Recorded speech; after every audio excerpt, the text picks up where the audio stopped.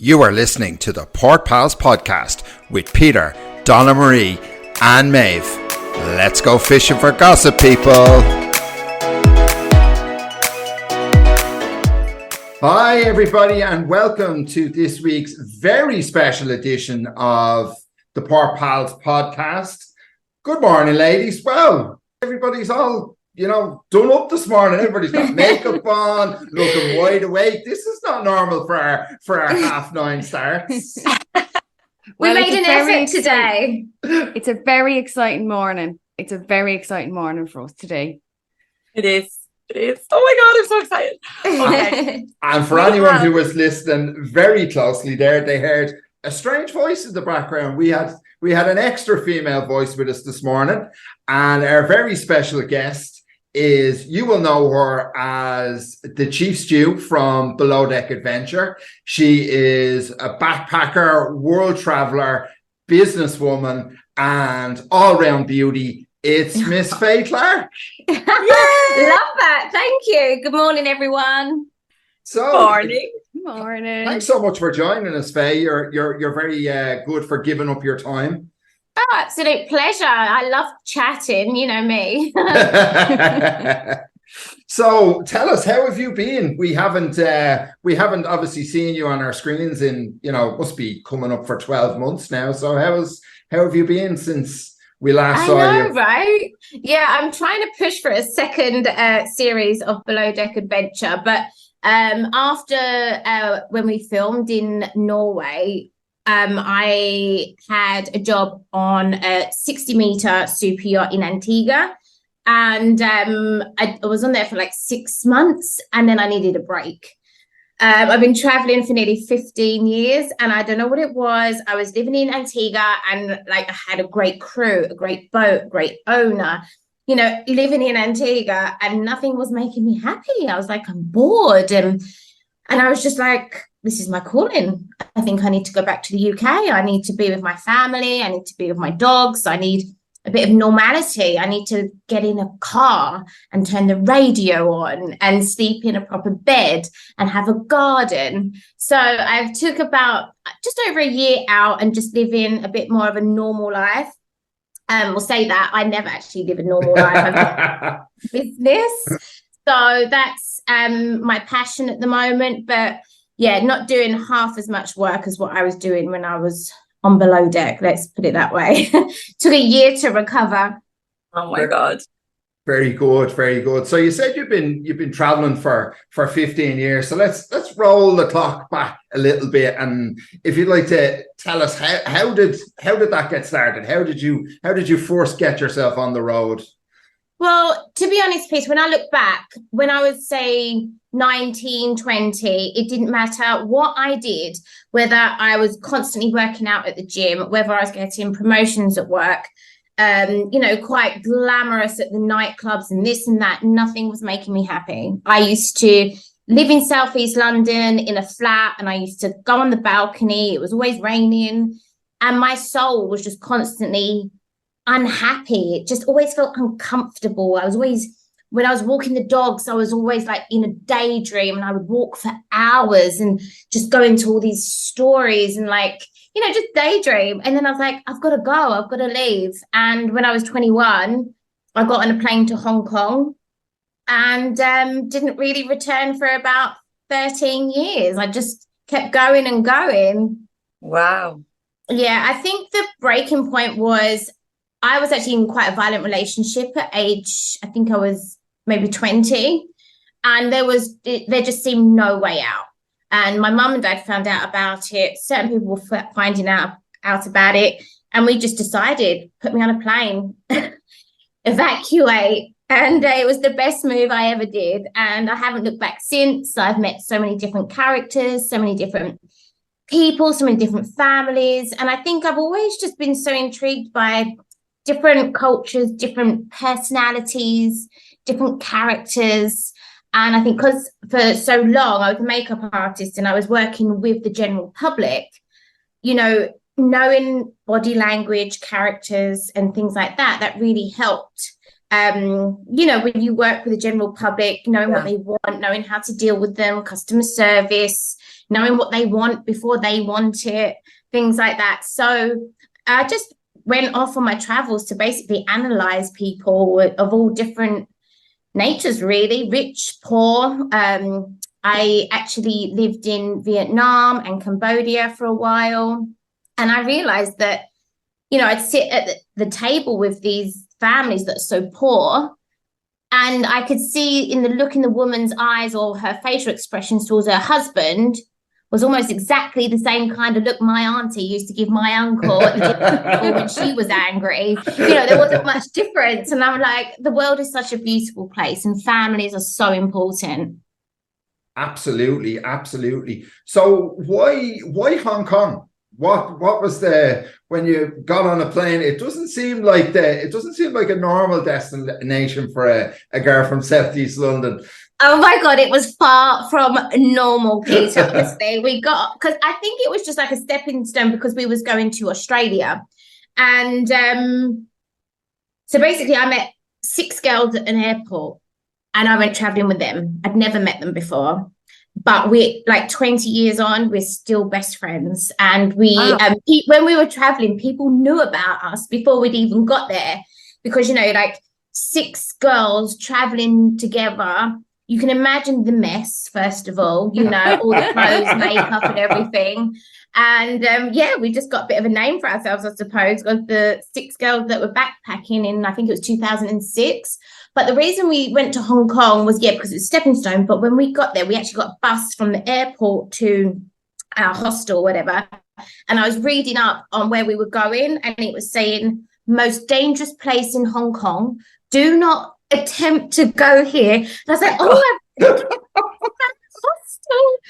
It was our first stop, and it was awful. It was like out of what's that film? Is it Saw, when they're stuck in like a toilet and it's just oh my God, tiles? Yes. And that was our hostel, just tiles and a mattress on the floor. And I was like, no. And then my friend woke up and I looked at her, and she obviously hasn't looked in the mirror. She is covered in what looked like measles, but it must have been bed bugs. And that was our first night. So and it went on like that. But it was an absolute experience that year. The people we met, what we come across, what we experienced. And I think because when you experience something for the very, very first time, you're never going to experience that again, whether it's love or a food or a destination or an activity. And I think I was always trying to recreate that fun and that excitement that I had that year.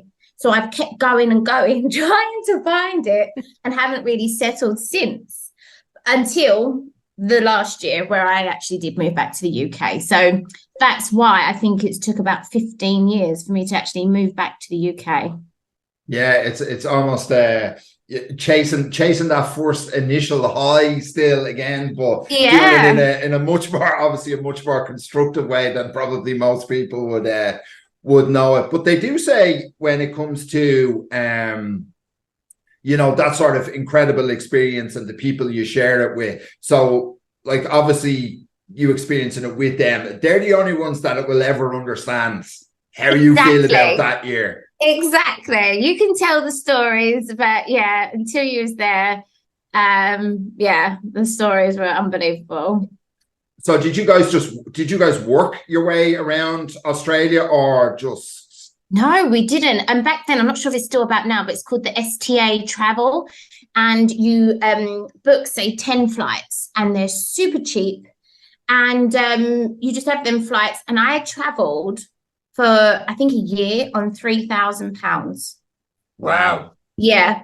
So that's incredible. That is you wouldn't get I don't think you'd get the flights now for £3,000. No, I think anything else. Spending money. The flights were about 1,500, which was still really good. Yeah. But I think FTA travel is like when people are doing like a gap year and stuff like that. So they do it quite cheap. And I believe it's still going on. Very good, very good. So when you finished up in Australia and then you moved to Southeast Asia, then was it into Vietnam, and was that the next step? The actual reason why I moved to Vietnam and Cambodia was many years later. So I was living in Dubai I lived in Dubai for 6 years, and that's when I was the businesswoman. I was flown from London to Dubai to basically help some stores that were going under in Dubai for Bobbi Brown, which is obviously a makeup artist from America.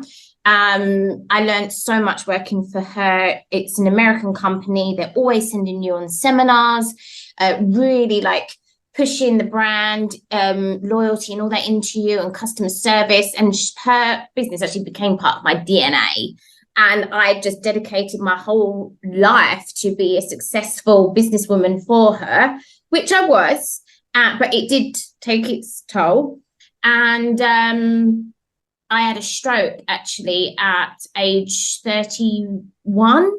And I think it's just because living in Dubai, I was a single woman, businesswoman, I took on too much. There was so much pressure living in Dubai as well. And I was also setting up my own business as well. And I got pretty sick. And then I said to my friend, you know what?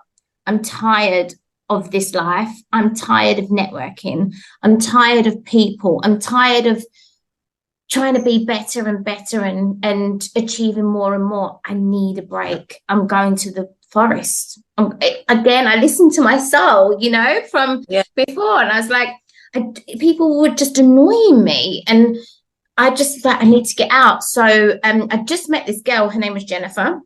And we were flat sharing. And she said, okay, I'll come with you. And I tell you what, I couldn't have gone with a better girl. Like, she's just as strong as me. She's half German, half Spanish. She's got a bit of South African in her as well. And she is one strong woman. And me and her just basically hitchhiked for about 4 months around Cambodia and Vietnam. As soon as we saw an Irish pub, no offense, English, we went the complete opposite way. One time we traveled 12 hours to this place called Elephant Forest. So I thought it was going to be full of elephants, but it's not. It was just this forest. And this man showed us, and we was in a tree house, and he took us up and was in this tree house, and there's all pigs and chickens running around. And I was like, oh my God, this is amazing. And you looked over all the forests, and you're in this tree house, but oh no, there was rats running around the beam. There was rats in our backpacks. As soon as it rained, every spider, every insect came to us to take shelter. I was like, oh, and there was all this like larvae coming out of the mattress.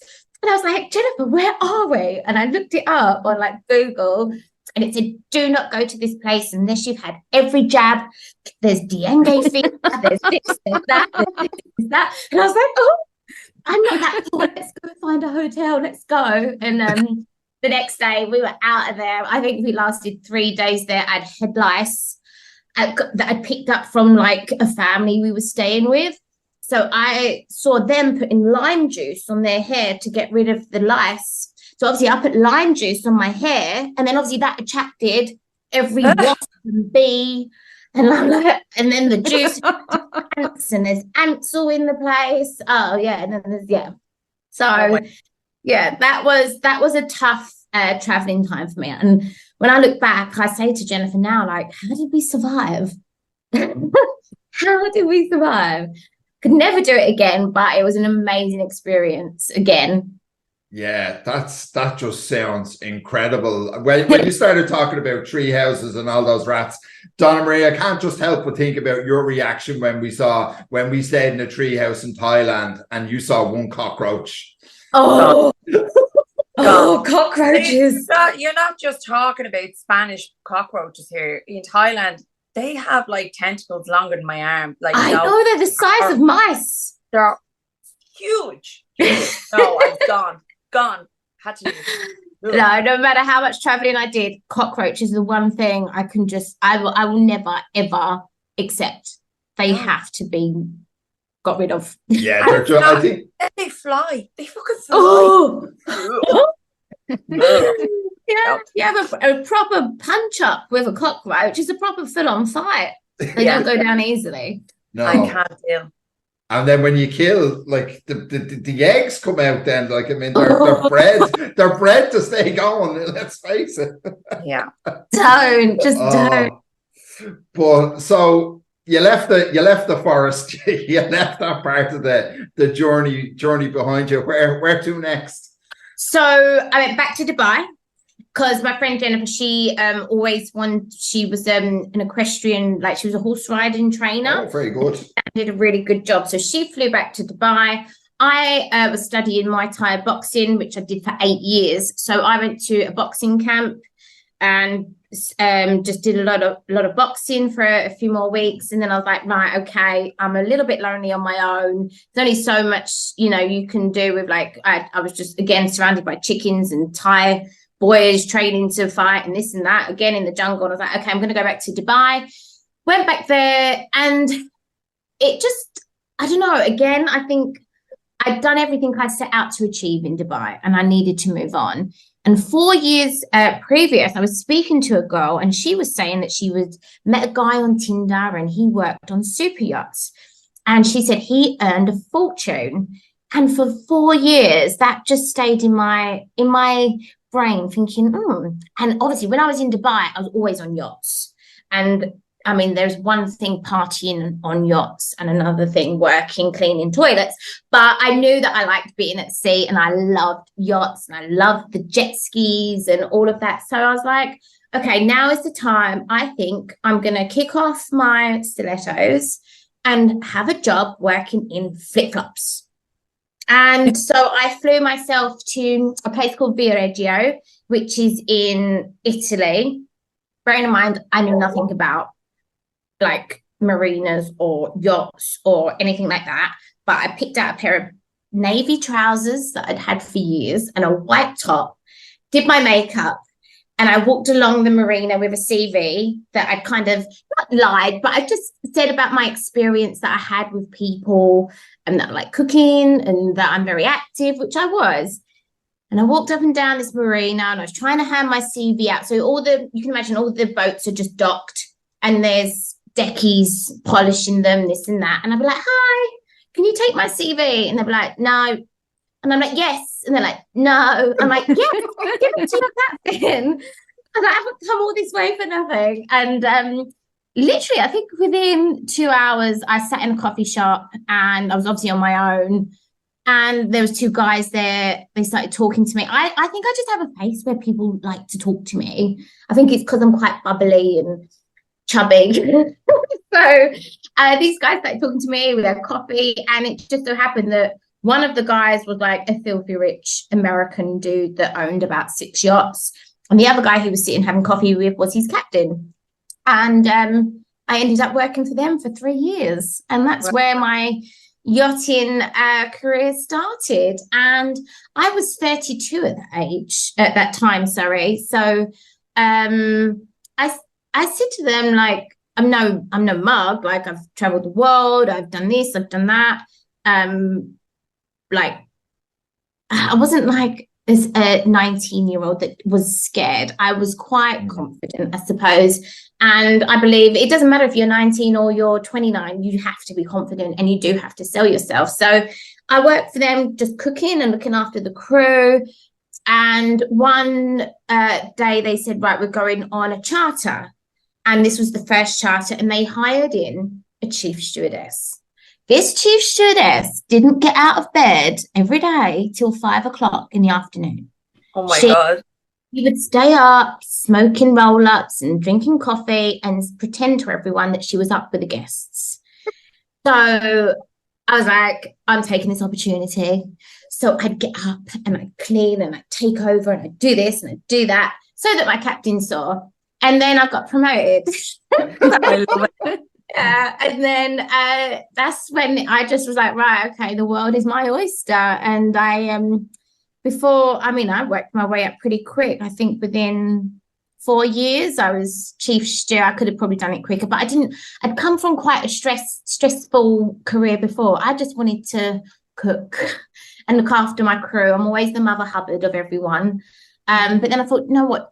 There's so much money to be earned, and I wouldn't like to leave this industry without feeling successful and that I'd achieved. So I was like, okay, now I'm going to go for Chief Stew. After seeing the caliber of some of the Chief Stews out there, I was like, I know I can definitely do this. So I did. And I've always been an organizer and a leader, especially when it comes to hosting. I think because we've got quite an old school family. Like, it was always our house that everyone came round after football. So we had the whole football team for breakfast. On a Sunday, it was always our house that did the roast dinner. And we had like 10 family members dancing up and down the front room, granddad on the piano. You know, it was always our house that was sociable. So I don't know, I think that's just in me. And I always like looking after my crew, looking after my guests. Again, with all my travels and working in the beauty industry, I kind of know what people want before they even know they want it themselves. And I just really enjoyed it. And then it was actually Below Deck that approached me. They must have heard about me from somewhere or something. And also I kept getting inboxes from people that was watching Below Deck saying, Faye, you need to go on Below Deck. And to be honest, I don't watch reality TV. I'm a bit of a doer, if you get what I mean. So, and I video everything I do just to share it with people, and also so that I don't have to ring everyone and tell them how I am. If you want to know how I am, what I'm doing, just watch my Instagram. Like, I'm fed up with repeating myself to mum, dad, granddad, my friends, blah, blah. So then, yeah, I had an interview with the production team, and I had loads of makeup on and great big American hair because I was in America on a fishing boat. And they were like, oh my God, Faye, we love you. I was like, okay, I'm not sure if that's a good thing or not. And they offered me the part as Chief Stew in Norway. I wouldn't have gone for Norway if it had been like, say, Mediterranean or somewhere like that, because I'd never been Norway. This one was new. It was called Adventure. And I was like, that's what I'm all about. Imagine, you know, some of the things we can do. So it sounded just really good. And then when she said I got it, and I was like, do I really want to go on TV winging it? Because I've pretty much been winging my way around the world. Like, what if I muck up? What if I look ugly? What if, I don't know, I get drunk? And, you know, and everyone can see this. My granddad, my mum's going to be watching this. And I said, actually, I'm sorry, I decline. I'm not going to do it. And then the whole next day I thought, I'm just on a fishing boat in the middle of nowhere on my own with a 70-year-old captain. I was happy. But I'm like, I was content. I'm like, but content gets you nowhere. Am I going to lay in my coffin and go, oh, do you know what? I was really happy on that fishing boat. Or there was this one time I did an adventure in Norway. I was like, oh, sod it. Okay, I'll call her back. And she said, yeah, we still want you. And that was it. And that was my journey towards Below Deck. Wow. Wow. That's pretty that's a pretty incredible journey, Faye. I think I speak for the three of us here when we're just kind of, whoa, that's pretty much a whirlwind over a number of years. Yeah. But everything was just like by accident. Everything was just falling into place. I didn't push for any of this. I just followed what my body wanted to do. Sometimes you do have to take yourself out of your comfort zone. I'm a strong believer in, if something scares you, do it. Just do it. Otherwise you're going to regret it. And you never know, just do everything you can to the best you possibly can. Be the best role model. Don't compare yourself to the worst. Compare yourself to the best. And just be kind and funny and think before you speak or before you react. And hopefully you'll do all right in life. I just think it's amazing. I mean, you've really, really lived. And like anybody, I mean, I'm sure you've had bad times. You said yourself, yeah, you had a stroke. What stopped you from going home in them times? Because like, I know me, I'd be like, Ma, I want me, Ma. Yeah. And I'd be gone, like, you know, so yeah. What kept well, you no, going? honestly, Donna, I did go home after I had the stroke. And obviously my mom, like, for it doesn't matter how long I'm gone for, she's always, I can say something like, I can be in Dubai or I don't know, Florida, and go, oh, the dishwasher's broke. And she'll be like, well, this is your chance to come home. Like things are going wrong. Like every opportunity, my mum could say, "Come home." She would say, "Come home." But after I had the stroke, I did go home and I thought, you know what, I'm going to set up a life in London. And I redecorated my bedroom.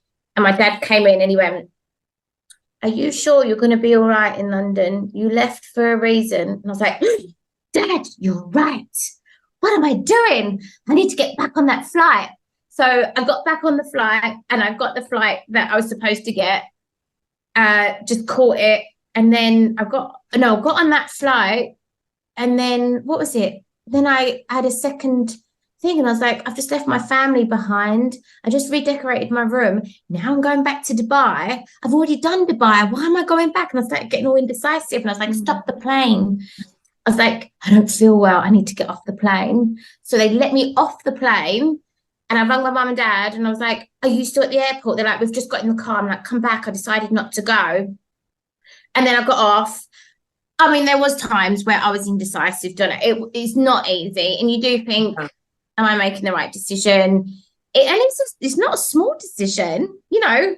It's pretty big. And it's not just like when you go to somewhere like Dubai, you have to find an apartment. You have to find a new SIM card for your phone, a new car, a new this, a new that. You know, setting up a life, it's hard. But anyway, I ended up going back to Dubai after all of that, to and from. So yeah, and obviously I'm from quite a traditional family as well. It's not like, do you know what I mean? So Yeah. It was always quite a struggle for me. I know some girls that are still living in Dubai now, and I'm like, "Are you still there?" But they haven't come from such a tight family like me. They found their family out there, but I never did. I was always in terrible relationships out there and getting myself in all sorts of trouble. So I think I had to leave before I got arrested. We might have been watching you on Banged Up Abroad rather than Below Deck Adventure. Yeah. I love it. Your story is just amazing, like amazing. And I mean, you've done all of this, but were there times where, you know, you saw and experienced some horrible things, you know, when you're doing your yachting and things like that? I mean, you must have had some nasty guests at some point, you know, that were just not nice people. I mean, you said earlier on you love meeting like rich and poor people. I mean, in my experience, some rich people can be assholes. You know what, Donna, I'll be absolutely honest with you. Over all my years of traveling and being in all these situations, the yachting industry, I never really came across moody, nasty people, because most of my clients were American. They are very bubbly, and at the end of the day, they're on their vacation. So they've been working and grafting their asses off all year, you know, these businessmen or whatever. And then they go on the yacht and they're finally actually with their family, which they're not usually when they're back home because they're working all the time. So they're with their family, they're in their element. They've usually got great chefs preparing great food. There's me that's doing everything I can to help them. And generally, they're really nice people. They're on holiday. I wish I had some really bad stories to tell you, because everyone loves a bit of a, you know, a drama story, but I don't. These people were at sea on a super yacht. They're happy. Yeah. Go on. Don't I say that to these guys, you know, when we're watching Below Deck and you see some guests that are difficult, I'm like, we wouldn't be like that. We're on our holidays. We would be so chill. All we want to do is eat and drink and be so nice. Like, so, you know, I just wondered, where was that more so for TV? Those the worst ones are, so you have the really rich ones, for example, the celebrities, and they bring friends. It's usually the friends that are the difficult ones, you know, that come with so much luggage for like 3 days, and you have to unpack it all, and they have like toiletries everywhere and self-tan and bronzers all up the wall. And it's like when it was lockdown, I was in the UK looking after my family, this and that, and it got to about 3 weeks, and I was like, I cannot be locked down in the UK much longer. I'm going to fake some boat papers and I'm getting out of here. And I did, and I flew to America because I thought I cannot stay in the UK much longer. And I flew to America, got on a boat with this girl. She was a chief steward, Mandy. She's so lovely. She went, right, we've got a charter in 2 days. The guest is Justin Timberlake. And I tried to act really cool. I was like, oh, okay. But inside, I love Justin Timberlake. Like, I'm a 90s girl. And I'm ready and, doing all the dancing around the front room to Justin Timberlake. And so I just acted really cool. And then he got on and he was lovely. And so was his wife, Jessica. And they were so nice. And he had this nanny. And she was lovely. But their friends, they were the ones that were the more difficult ones, shall we say. So yeah, I think that's a bit of an insight into guests and stuff. I love Justin. That's interesting that you say that. It's usually the friends, and this is something that we've touched on like that in the podcast. The difference between people, who are just used to that lifestyle, and the people then that kind of come along into it, maybe just either new money or like that. They're brought along as a friend. They're not used to it, and it can change them. Like, I mean, this may not even be how they are outside of this environment. Exactly.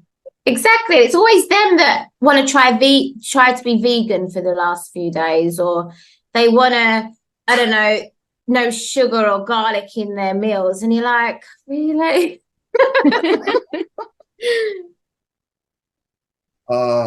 So getting back to just Below Deck Adventure, when you got started, tell us about how different it was than when you were, working, because obviously now you're not just doing your job, you're not just looking after the guests, you've got a camera crew around you. There's a lot more people on the boat than there normally is. Yeah. Honestly, you don't just have one cameraman, you have two, don't you? You have the one that has the great big camera on their shoulder, and the one behind them with the big fluffy thing, the sound one. And a boat, especially in the crew quarters, is very tight. And so there's us plus them. And one of the cameramen, he was quite a big guy. And I'm running up and down the stairs. And then down the stairs, I'm like, oh, I forgot a fork. Run up the stairs. Oh, I forgot this. Run down the stairs. And he is running behind me, bless him. And I remember one time, like, we're talking, and all I can hear behind me is, and I was like, are you okay? And another time I was running down the stairs and one of the cameramen fell, like, really bad. Like, because there's spirals, staircases usually on a yacht, and they're wooden, and he fell. And we are actually told, never acknowledge the cameraman. You don't say good morning. You don't say good night. You do not speak to them. If they fall, you leave them. We actually have to act as if they are not there and just get on with our job. And when he fell, and I mean, it's human instinct to go, are you okay? And I did at that point, cut it if you have to cut it out, blah, blah, blah. But bless them, they work so hard. And not only that, Peter, like, there was times where we were doing activities up in the mountains, and they must have got up so early and to position themselves, and they have to go the day before to work out where they're going to position themselves to get the best shot. It was difficult for me, like, doing all these, like, abseiling and things like that, let alone them with these huge heavy cameras on their shoulders. And they did a fabulous job. And to be honest, when I watched Below Deck Adventure back, I'm quite upset with the footage that they showed, because there was so much that went on. And I know they only have a certain amount of airtime, but so much more went on. Like, we I think on the second day we hired a real Viking boat for the guests to go on. They was drinking, they were rowing. It was hilarious. That never got shown. Wow. There was a point where Captain Kerry, in his full uniform, swung off of the crane off the end of the boat and just went straight into the water, just to make the guests laugh. We did dance routines when we were upset. We used to talk to the coffee machine as if it was our therapist, funny things like that. And they just didn't show it. And I'm like, oh, okay. See, I don't know. My idea of doing a spin-off that's slightly different is make it different, make it funny, make it uplifting, make it adventurous, keep the drama, but make it a bit different. So hopefully we can push for a second season and maybe a different production team. I'm not sure how it all works, but who knows? I'm sure one will be on its way. I had actually said that on last week's episode, or when we were even talking about this, that I found Below Deck Adventure wasn't very adventure. I know they disagreed with me, but I felt like there could have been more that was shown of like actual things, like abseiling down a mountain. Yeah, it's amazing, it's fantastic. But I thought like they'd be doing like orienteering hikes and things like that as well. And then like that, the Viking boat would have been a gigantic adventure, so that should have been shown. There was so many more adventures, and I don't know why it wasn't shown. And there was one point where we did paragliding, and literally Steph, one of the guests, the professional, I forgot what they're called, was 70 years old, a Viking lady, and I think she panicked because there was so many camera crew around her, and literally she just went to pot, and they ran off the cliff, and the old lady fell over and didn't have enough thing, and then it all got muddled up, and the parachute thing got all tied around, and Steph hit her head, and then it happened with the next guest after that, and I'm like, I'm sorry, but did you get that on camera? Because that make great TV, and they didn't show it. I'm like, wow. God, like there was so much that went on. So I don't know, it has bugged me a little bit. That's why I was around. We never saw you on a night out. Was that COVID related or? Well, it was Norway. There wasn't much going on nights out. It was COVID related, and Norway was extremely strict as well. And also, it was such a fast pace that you didn't actually get to know the crew. So to sit at a dinner table and make fantastic drama or conversation, you'd be pulling conversation from nowhere. I mean, Oriana was quite good at that. She didn't care what she said. She was trying to pull some kind of entertainment. Everyone's away from their families, cameramen are, this and that, we're here to do. But there wasn't that much to talk about because all we did was work. And we didn't have time to actually bond and get to know each other's personalities. Whereas if we had a second season and we feel a bit more comfortable with each other, conversation would flow a bit better, blah, blah, blah. But also another thing was I did extravagant things every single night. And obviously because it's getting videoed, filmed, like I couldn't do the same one twice, whereas you usually would in normal life. So I did like, the parties I threw. And I think they only showed one, which was, I think like a drag queen one that actually Casey did. And that was the only one. And I was like, what about all the other crazy parties we threw? And also it's difficult because you cannot put music on because of copyright. So for me to try and create an atmosphere and a party with no music, it was really tough. Wow, I actually never thought of that. That never kind of came into mind that there seems to be a lack of music when we watch all these shows, and obviously the copyright aspect of it. Wow, you can't even sing. Like sometimes I'd be singing, they're like, stop singing Little Mermaid. Oh yeah, you see, I wouldn't be able because I'd be doing that as well. I'd be singing when I'm cleaning, cooking, so no, I wouldn't last. Exactly. So there was a lot of struggles that people wouldn't even think about. It was a really tough season for me. That's and then you're exhausted as well, wouldn't you? Like, I mean, say you're work, and the exhaustion creeps in on you, but you're not allowed to be exhausted. You couldn't let that. If that crept up on me, that was it, over. I was doing pretty much everything, and there was even at one point I was mapping out Lewis's passage for him to get his tender to the dock, and I'm like, so I'm throwing parties, I'm doing service, I'm doing picnics, I'm doing this, I'm doing that. Now I'm mapping his trip on his tender. And that's when I went to Kerry and said, I'm taking on too much. The boys are sleeping. I slept probably I was lucky if I got 4 hours a night. I had no hot water either. I know I sound like I'm moaning, and I'm a pretty tough bird. I don't think any other chief stewardess could have dealt with what I dealt with there. Like no hot water for 6 weeks in my cabin. And when you've been working all day and it's like 2 o'clock in the morning and all you want to do is a nice warm shower. I hate cold showers, hate them. And it's just like, for example, I would want a Viking costume for one of the themes, and you'd think they would, I could just order one, but they would actually deliver me a Viking costume that's from the museum that weighs a ton. I couldn't even put the helmet on because it would break my neck. The chain outfit. To store it, find somewhere to put it afterwards, and lift it up, lift it down. Oh God, honestly, you wouldn't believe what went on behind the scenes. I'm guessing that part of Norway is not overly used to super yachts. Exactly. That was the impression that I got, because even watching the chef go off to Spar to get like some of the provisions and stuff, it all seemed to be, this is not what we're used to watching. It's very different.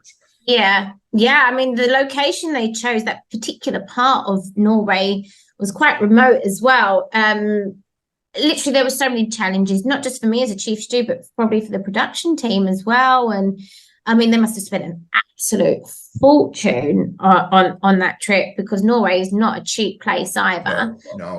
But I think one of the main reasons why they picked Norway is because it'd been hit so hard by COVID. We really wanted to show the world how beautiful Norway is, and maybe like increase their tourism and things like that. And honestly, I would recommend Norway. Like the air just seems so fresh.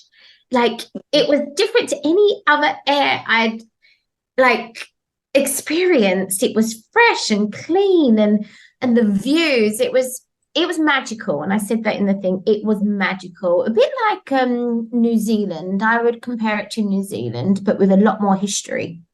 Yeah. Excellent. And something like, obviously talking about, people getting tired and stuff like that. Obviously we saw towards the end of the season tempers getting frayed between various crew members. Was what we saw only the tip of the iceberg, or was that sort of, basically it? No, that was the tip. And that's another thing. You feel that they want drama. I mean, there was one point where I went in on Nathan. It was the last night. I had a huge 5-star event to do with all the champagne and the poppers and things like that. It was the last charter. We was all getting on each other's nerves. And Jess had her earpods in, listening to music. She was at the end of her tether as well. So I think that's why she had music on. And she gave her other earpod to Nathan. And they're dancing around the kitchen, around the galley, almost showing off that they're happy. I'm stressed as hell. I've got 8 people to feed with 5-star bed, and they're dancing around, in a way, being cocky. And that's when I lost it. I went, Nathan, you are in a galley. I am preparing a 5-star event right now. Have some respect for my position and take that earpod out. I just went, oh, and I'm not usually like that. I'm really not. But I thought, you're taking the mickey now, and I'm losing it. So get that fucking thing out your ear and have some respect for this galley and the job that we're doing. And I lost it, and they didn't show that for some reason either, which you think viewers would want to see. Yeah, I wonder how much of that, not showing certain aspects of it is when you've got, sort of an American facing production crowd. Are they sort of, thinking more of the American audience rather than, sort of, because obviously like this side of the water, we love a bit of drama here, but maybe, the American take on things is a little different. Maybe they want to show it in the industry in a more positive light without the background. Yeah, Peter, I get where you're coming from. I generally do think our sense of humor and our our sense of humor is different to the Americans. But at the end of the day, it's a reality show. I thought they all like drama.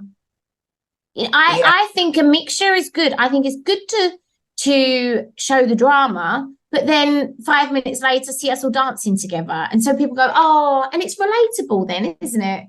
You know, we do all like lose it at some point, but we all know that we're living and working together. Let's dance it out. And you know, we would just do this little kind of 2-step routine. It looked really good. But I don't know. Yeah, interesting.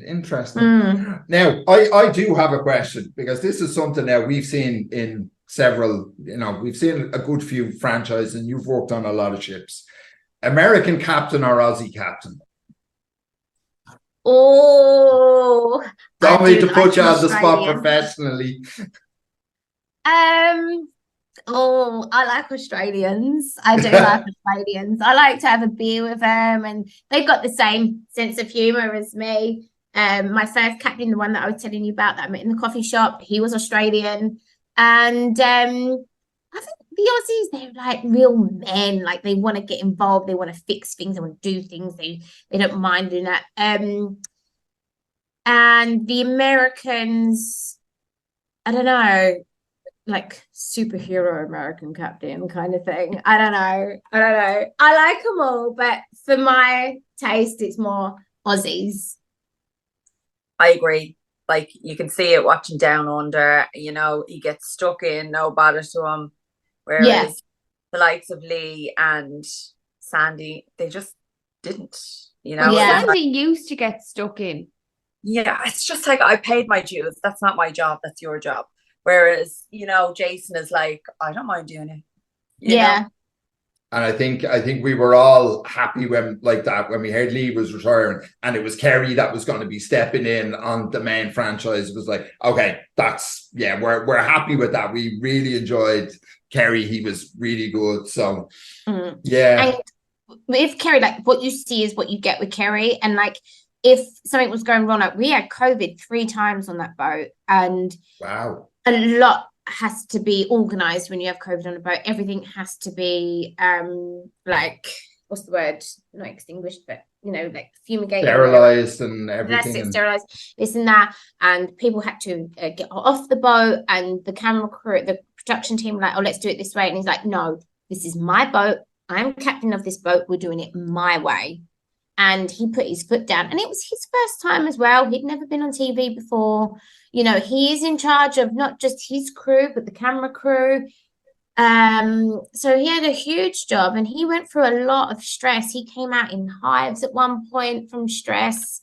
But no matter what, he was great with guests. He flirted when he needed to flirt with the guests. He was he was fun. And I've always said this, like, he's one of my favorite captains. I'd die to work with him again. We get on fine. He can have a laugh and joke with me and know that I'm not going to go to HR about it. Basically, I'm one of them, and he's one of them as well. Excellent. This has been it's been incredible, Faye. I really appreciate you giving up your time. Did the girls have any final thoughts? Any final questions before we Just what is next for you? I mean, if you got a phone call tomorrow saying, look, season 2, or, we want you on Metaran, would you do it? Would you jump at the chance? Would do it, because I worked so hard on Below Deck Adventure. I'm not ready to give up. I'm not finished yet. You know what I'm like. I'm competitive. Yeah. I want to achieve stuff. So definitely I'd give it another shot. And I don't think anything could ever be harder than the one I did in Norway. So hopefully it's a bit more breezy. So yeah, I would love to do something. Also with my cooking, I'd love a cooking show or something like that. But I'm not giving up on yachting just yet. Well, as a viewer, I have watched literally every episode of every franchise of Below Deck.